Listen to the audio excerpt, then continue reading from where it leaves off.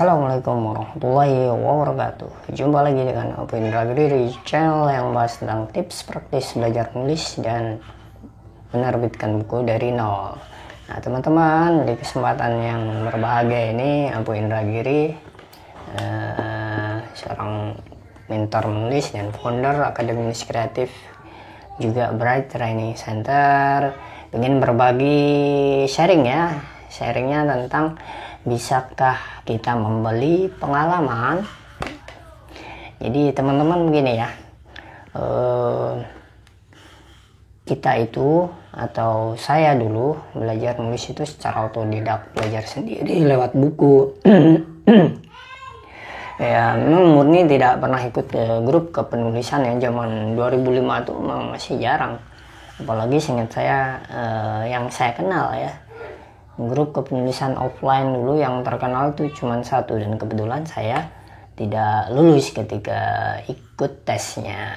Nah kemudian dari situlah saya itu memutuskan untuk belajar menulis secara otodidak.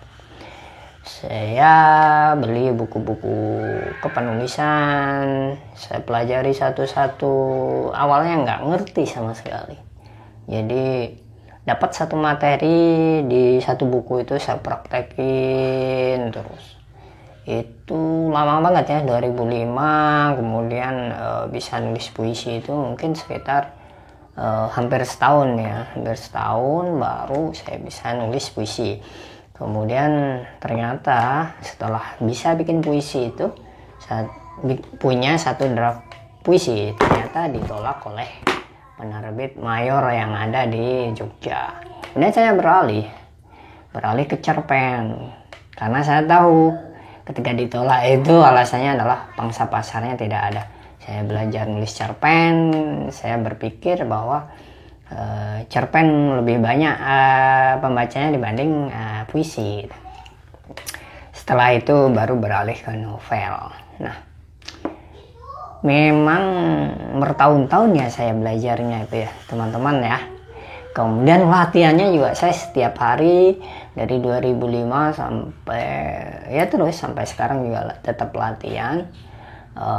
Jadi bertahun-tahun. Kalau ada hukum bukunya Malcolm Gladwell, judulnya The Outlier, orang-orang yang begitu hebat karena dilatih dengan hukum 10.000 jam. Jadi latihan saya itu memang sudah lebih dari 10.000 jam gitu ya. Saya karena setiap hari dulu saking gandrungnya dengan menulis itu, setiap selesai kerja, saya dulu kerja di fotokopi, itu saya latihan gitu. Kemudian sebelum berangkat kerja pagi itu saya juga latihan gitu. Pas hari libur minggu juga saya latihan gitu, lebih keras lagi latihan. Nah itu adalah namanya pengalaman ya teman-teman. Tidak akan bisa membeli pengalaman saya gitu, maksudnya perjuangan saya gitu. Tapi teman-teman bisa melakukan apa yang saya lakukan gitu ya, paham ya teman-teman ya. Karena saya yang melakukan sendiri, latihannya, durasinya, lamanya itu mustahil teman-teman beli gitu. Tapi teman-teman bisa meniru apa yang saya lakukan gitu. Namanya bukan membeli pengalaman ya, mengikuti praktisi yang sudah terbukti makan pahit asam manisnya belajar secara mandiri ya. Teman-teman tinggal mengikuti trik-trik yang ada di video channel YouTube Apu Indra. Semuanya sudah saya praktikin. Nggak pernah saya memberikan video atau materi di Akademi Nulis Kreatif atau di YouTube ini, belum pernah saya coba. Itu belum pernah rasanya ya. Jadi kalau saya mendapatkan satu teori itu kemudian saya praktekin, sudah saya buktikan itu memang manjur, baru saya sharing gitu. Nah apalagi pengalaman yang tidak bisa teman-teman beli dari saya gitu ya. Ya, tahun 2010 itu 2009 itu saya masih kerja di 2008-2009 itu saya masih kerja di Tasikmalaya sebagai seorang operator warnet. Selama 2 tahun guru saya sekaligus ya sudah saya anggap kakak ya, karena beliau yang melamarkan saya ke calon istri di Jakarta ya, dari Tasik ke Jakarta itu beliau yang melamarkan. Kemudian setelah itu saya pindah ke Bogor karena setelah menikah 2010 itu saya mengontrakkan istri saya di Bogor. Saya masih Bogor Tasik gitu ya, 1 bulan sekali pulang. Nah setelah itu singkat cerita saya memutuskan untuk pindah ke Bogor. Singkatnya lagi, kemudian tahun 2010 itu pula saya ditawari untuk mengajar privat di satu sekolah homeschooling. Dulu sekolahnya tuh baru rintisan, sekarang itu sudah punya gedung sendiri, terus masya Allah siswanya sudah banyak. Sekarang jadi sekolah tahfiz ya, meskipun di awal-awal juga sama gitu. Cuman sekarang lebih ke punya gedung sendiri, punya lahan sendiri. Kalau dulu ngontrak-ngontrak zaman saya merintis dulu. Jadi saya diamanahi Bu Kepala Sekolah sekarang ada di Kairo ya. Beliau itu mengamanatkan saya untuk memberikan materi ekstrakurikuler menulis kreatif. Awalnya itu ekskul ya.